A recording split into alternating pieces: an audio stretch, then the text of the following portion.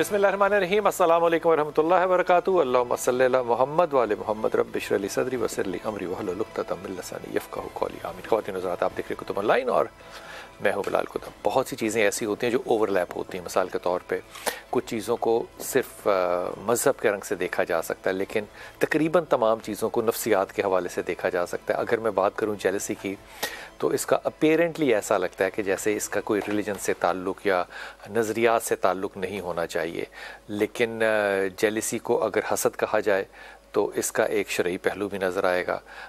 مثال کے طور پہ ڈفرنس کرنا بڑا مشکل ہوگا میرے خیال میں جیلسی کے اندر، حسد کے اندر، یا شاید تکبر کے اندر بھی لائن کھینچنا بڑا مشکل ہوگا۔ جیسے کہ حضرت آدم علیہ السلام کو جب سجدہ کرنے کی باری آئی تھی تو شیطان کا اور ابلیس کا جو معاملہ تھا وہ حسد سے تھا یا تکبر سے تھا، یہ ڈیبیٹیبل بڑی بات ہے۔ لیکن یہی سوال جو ہے وہ فرشتوں نے بھی اٹھایا۔ ہم ہمیشہ سمجھتے ہیں فرشتے سوال نہیں کرتے، لیکن سوال تو فرشتوں نے بھی اٹھایا تھا۔ پھر 50,000 سال والی وہ بات ہے، اور زمین پہ بھیجا اور الفاظ دیے اور حضرت آدم علیہ السلام نے سیکھا، یہ ساری گفتگو ہے۔ لیکن دوسری طرف دیکھیے کہ 12 بھائی ہیں حضرت یوسف علیہ السلام کے، اور اس پہ بھی یہ معاملہ جو ہے یہ زیر بحث ہے کہ وہ معاملہ جو تھا وہ حسد کا تھا، جیلسی کا تھا، یا کسی اور کیفیت کا۔ کیونکہ عام طور پہ اگر دیکھنے میں آتا ہے تو یہ نفسیات کی زبان جو ہے، یہ شاید معذرت کے ساتھ نہیں کہہ رہا ہے، یہ نہ یہ طنز کے ساتھ کہہ رہا ہوں، بالکل سچے دل سے کہہ رہا ہوں، جو لینگویج آف سائنس ہے وہ لینگویج آف شریعت ضروری نہیں ہے کہ ہو، اینڈ وائس ورسا۔ اس لیے ان کے اندر تضاد رکھنا یا تضاد رہنا سمجھ میں آتا ہے، لیکن ادب کے طور پہ ان معاملات کو سمجھنا جو ہے وہ شریعت کے حوالے سے جو ہے یہی ہمارا نقطہ نظر ہے۔ آج حسد پہ بات کریں گے، اور ہمارے ساتھ انتہائی محترم، اور یہ معاشرے سارے کے اندر دیکھیے پاکستان کی تاریخ جب سے شروع ہوئی ہے، آپ کسی واقعے کو تکبر یا حسد سے جدا نہیں کر سکتے، چاہے وہ پاور ٹاکسیکیشن ہو یا پولیٹکس ہو یا ادروائز ہو۔ انتہائی محترم شفاعت رسول بھائی، السلام علیکم سر۔ وعلیکم السلام۔ خیریت سے ہیں؟ الحمدللہ۔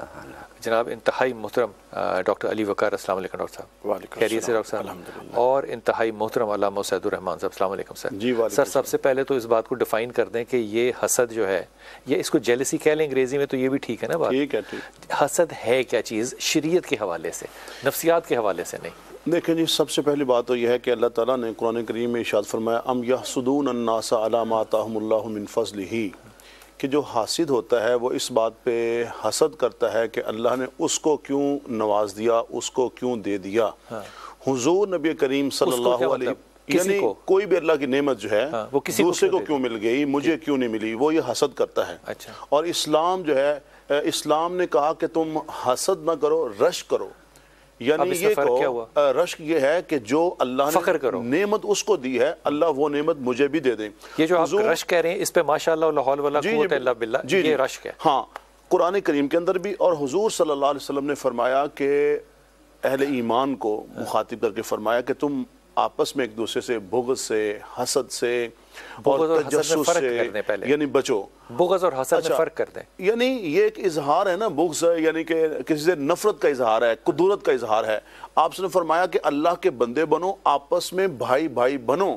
لیکن آج ہمارا جو معاشرہ ہے وہ اس پہ بعد میں آتے ہیں، پہلے حسد کو ڈیفائن کر لیں۔ علی بھائی آپ کیسے ڈیفائن کرتے ہیں کہ حسد شرعی طور پہ حسد کیا چیز ہے، اس کا پیراڈائم کیا ہے؟ بسم اللہ الرحمن الرحیم۔ شریعت نے حسد کی کوئی ڈیفینیشن ایز سچ نہیں دی۔ حسد بنیادی طور پہ ایک آپ کی نفسیاتی بیماری ہے۔ اسلام چونکہ ایک مکمل ذات ہے۔ اچھا، یہ آپ نے بڑی ایک اعلیٰ بات کہا ہے کہ نا اس معاملے کو نہ کھول دیا کہ شریعت نے اس کی کوئی ایز سچ ڈیفینیشن نہیں، ہاں، کہ آپ تعین کر سکیں کہ یہ حسد ہو گیا، نہیں۔ اس کی کئی صورتیں میں عرض کرتا ہوں۔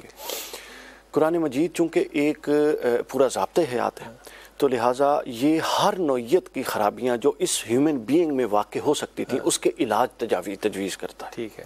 مثلا ایک آپ دیکھیں عبادت ہے، نماز پڑھتے ہیں آپ، اس کا ایک اسپیکٹ یہ بھی ہے کہ ہر انسان میں تکبر کا ایک داعیہ موجود ہے۔ جب آپ 5 دفعہ غلامانہ کیفیت میں کھڑے ہوں گے تو اس داعیے پر ضرب لگے گی۔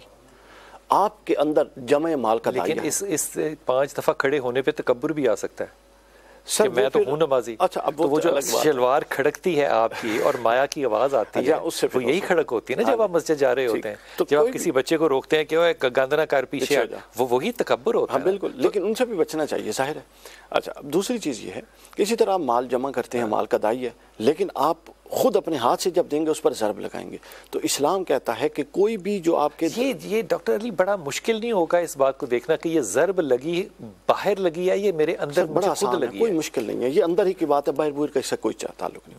اب واپس ہم ٹاپک پہ آتے ہیں. سر حسد صرف اور صرف ایک نفسیاتی بیماری ہے. اسلام نے اس کو ٹریٹ کرنے کا طریقہ جو ابلیس کو بھی تھی, جو ابلیس کو بھی تھی, انسانوں کو بھی تھی. قرآن اس کے 4 اسپیکٹ بیان کرتا ہے پورے قرآن میں. حسد 4 حوالے سے بیان ہوا.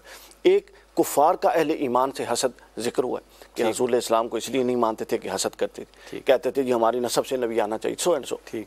دوسرا بھائیوں کے مابین نسب حسد, 2 چیزیں قرآن سے حابیل اور قابیل اور یوسف علیہ السلام, وہ بالکل واضح ہے.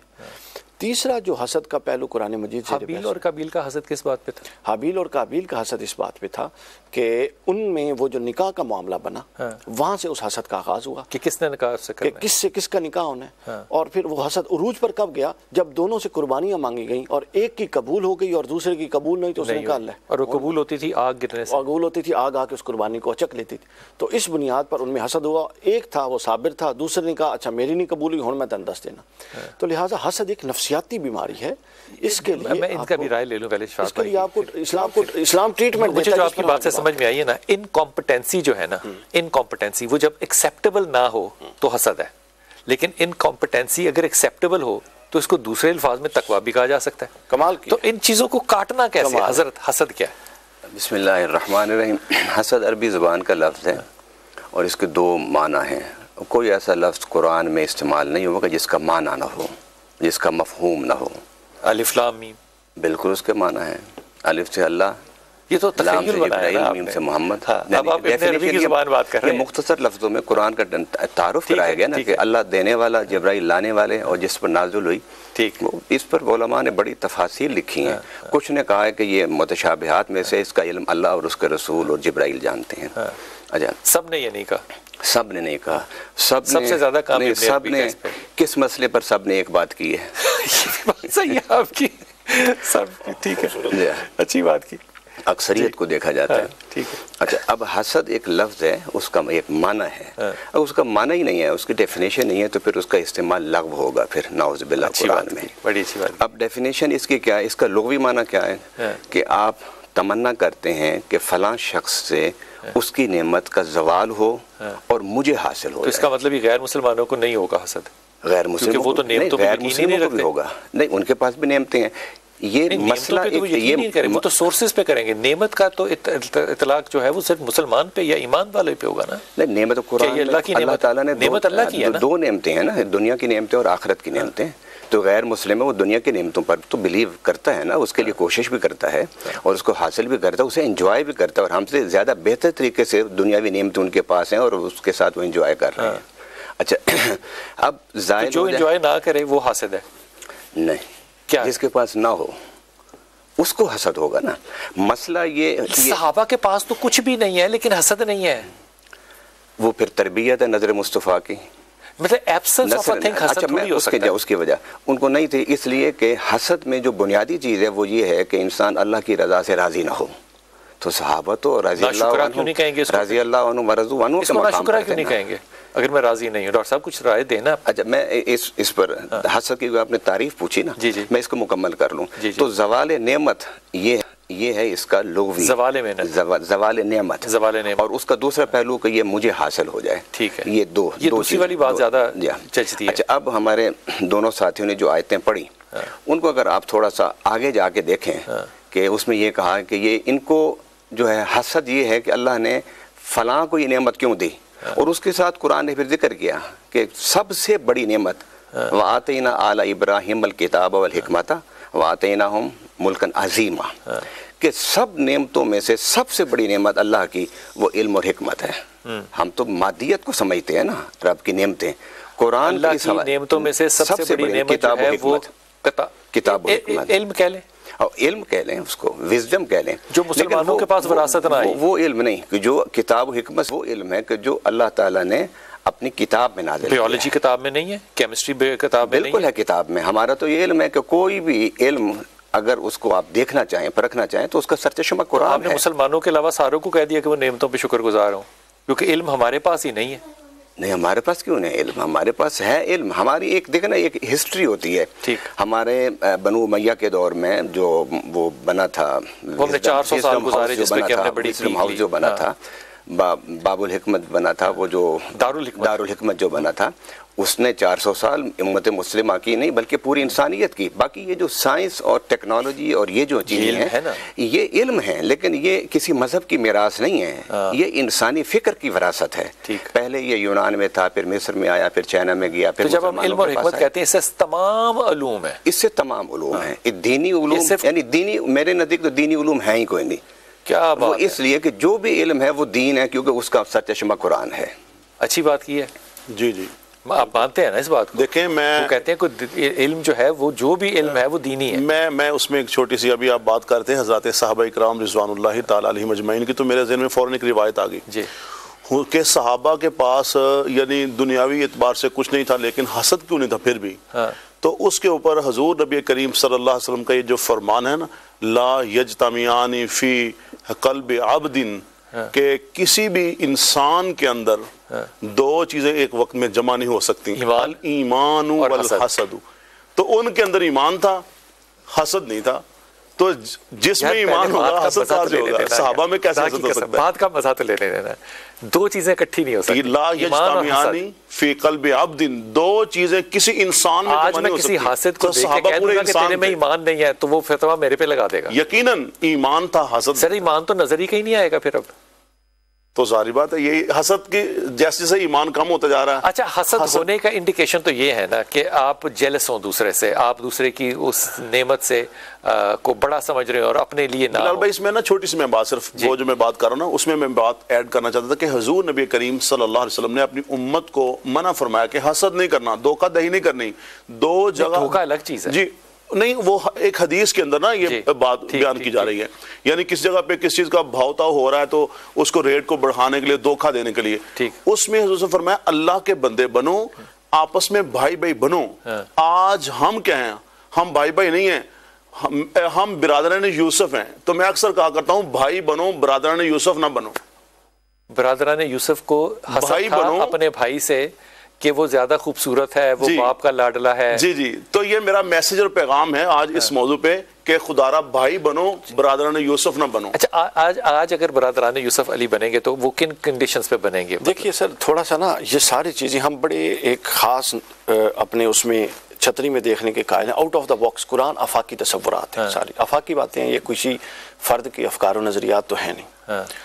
مثلا اگر ہم نعمتوں کو, آپ نعمتوں کو ٹینجیبل چیزوں سے کریں گے تو حضرت یوسف کے پاس کون سی ایسی نعمت تھی جس سے وہ بھائی حسد ہو گئے؟ صرف توجہ بھی ان کے لیے حسد کا باعث بن گئی. کیا اچھی بات کی ہے, کیا اچھی بات کی ہے. توجہ بھی نعمت ہے, اٹینشن جو ہے یہ بھی حسد ہے. اب وہ کیا دیکھیے, سلامت رہیے. توجہ جو تھی نا, تھوڑی اضافی توجہ جو سیدنا یوسف علیہ السلام کی طرف تھی, وہ حسد کا باعث بن گئی. سمجھے؟ اب اس سے یہ ڈیفائن کرنے کی ضرورت ہے کہ حسد بنیادی طور پہ ایک کیفیت ہے. حسد کوئی صورتحال نہیں ہے جو آپ کو پیش آئے گی, حسد ایک کیفیت ہے جو آپ کے قلب اور باطن پہ اللہ نے اس کیفیت سے منع رہنے کے لیے, اللہ نے اس کیفیت سے منع اس لیے کیا کہ وہ کیفیت اور ایمان اکٹھے نہیں رہ سکتے. اچھا, اس کا نماز, روزے سے, زکوٰۃ سے, حج سے کوئی تعلق نہیں؟ میرا خیال ہے بڑا گہرا تعلق ہے. اس کا گہرا تعلق اس کا تزکیہ نفس سے تعلق ہے, کردار سازی. میں عرض کرتا ہوں, سیدنا غوث العظم شیخ عبد القادر جیلانی رضی اللہ تعالیٰ نے ایک بڑی زبردست بات کی فتوح الغیب میں. انہوں نے مشکل کو ڈیفائن کیا, اجازت دیں تو کر دیجیے. انہوں نے فرمایا کہ لوگ یہ سمجھتے ہیں کہ مشکل ہے, جبکہ مشکل حقیقتاً مشکل نہیں ہوتی. وہ اس وقت تک مشکل لگتی ہے جب تک آپ اپنے نفس کو اس کا عادی نہیں کرتے, اس میں ڈال کے. وہ مشکل سے نفس کو جب آپ 8, 10, 20, 25 دفعہ گزاریں گے نا, جس کو ریاضت کہتے ہیں, تو وہی مشکل آپ کو آسان لگنا شروع ہو جائے. کیا اچھی بات کی ہے, سمجھے؟ وہ مشکل نہیں رہی, وہ آپ کی واقف بن گئی ہے. اب کیا ہے کہ ہر شے دم درود اور کہنے سننے اور اس سے تعلق نہیں رکھتی. اللہ نے آپ کو, آپ انسان کی تخلیقی اسکیم پر غور کریں نا, عقل دیا ہے, شعور دیا, تو لہٰذا یہ چیزیں آئیں گی تو آپ کو قصداً اپنے آپ کو ان سے نکالنا ہے. اپنی کوشش سے حسد ہوگا, یہ فطرت کے اندر بھی موجود ہے, کچھ نہ کچھ اس کے لوازمات ماحول میں بھی موجود ہے, آپ ماحول سے کٹ نہیں سکتے. انسان مدنی فطرت جو ہے, یہ سب سے پہلے اس کا اظہار جو کیا ہے وہ ابلیس نے کیا ہے. ہماری فطرت ابلیس پہ ہے.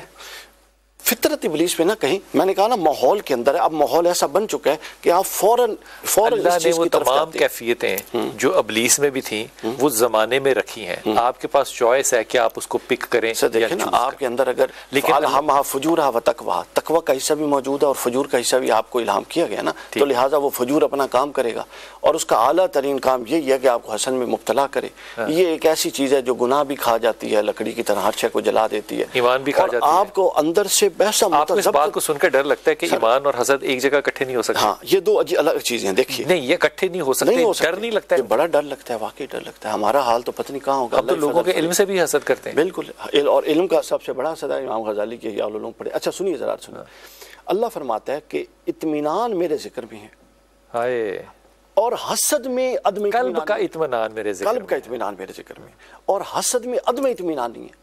तो ये वो हदीस की इंटरप्रिटेशन कुरान से आई कि नहीं? क्या बात है? ईमान और हसद जमा नहीं हो सकते, इत्मीनान और हसद भी जमा नहीं हो सकते, इत्मीनान और हसद भी जमा नहीं हो सकते। तो लिहाजा अल्लाह का जिक्र, इसका मतलब ईमान के साथ इत्मीनान है। हाँ, ईमान के साथ इत्मीनान है, और इत्मीनान राजी बरज़ा रहने के साथ। हजूर इसके ऊपर क्या रोशनी फरमाइएगा कि एक कैफियत जो है वो है नफ्सियाती, उसका इबादत से कोई ताल्लुक़ नहीं है, उसका डायरेक्ट अपेरेंटली दीन से कोई ताल्लुक़ नहीं है, लेकिन अल्लाह ताला उसको ईमान के साथ जोड़ता है कि ईमान और हसद एक जगह इकट्ठे नहीं हो सकते। ये बहुत बड़ी बात है। इसका कंपैरिजन जो है वो ईमान के साथ किया। ये इतनी बड़ी चीज़ क्या है जो कि इंसानों में नहीं होनी चाहिए, जिसका ताल्लुक़ ईमान की प्रेजेंस या एब्सेंस में हो सकता है। बिस्मिल्लाहिर्रहमानिर्रहीम। जब भी माशरे को देखें तो माशरे को तश्कील पाने के लिए सबसे बड़ी चीज़ जो होती है वो उस माशरे का अपना कल्चर होता है। हजूर इस बात को तो मानेंगे ना कि रसूल पाक सल्लल्लाहु अलैहि वसल्लम ने मदीना चले गए जब मक्का, तो मक्का का जब हाल पूछा करते थे कि मक्का कैसा है, तो एक शख्स ने कह दिया मक्का उदास है, क्योंकि उनका जो वो मेला था बड़ा उकास का था, उन्होंने उसमें से सारी चीज़ें नहीं निकाली, उन्होंने जो शिरकिया चीज़ें थी 5 वो निकाल दी, लेकिन मेले को होने दिया। इसका मतलब कल्चर को नहीं छेड़ा। ये कल्चर इतना इंपॉर्टेंट शय होता है जिसके अंदर, जिस कश्ती के अंदर फिर मज़हब की कश्ती जो है वो चलती है।